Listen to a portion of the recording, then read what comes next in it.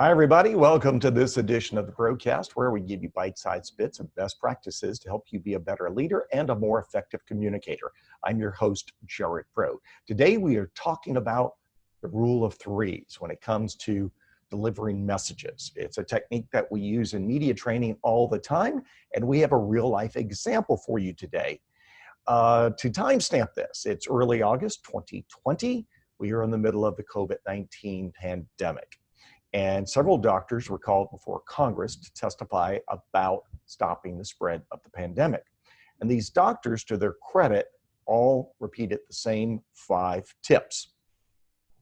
As a nitpicker, I looked at that and I went, those are good tips, but you could break them down into 3 tips and then 3 examples of the final tip.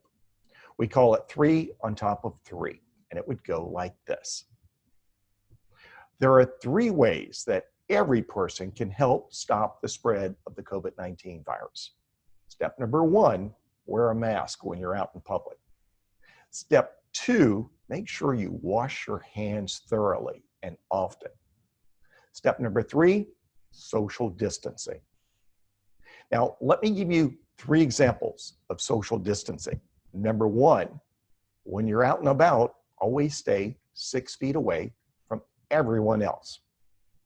Number 2, that means you have to avoid crowded spaces like crowded bars or restaurants or crowded businesses.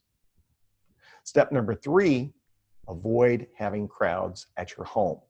That means no large family gatherings with friends and family members. So that's 3 on top of 3.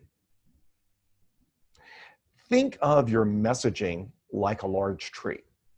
I use what I call the key message tree as my mind mapping technique. A large, beautiful oak tree with a big, large base and 3 large branches.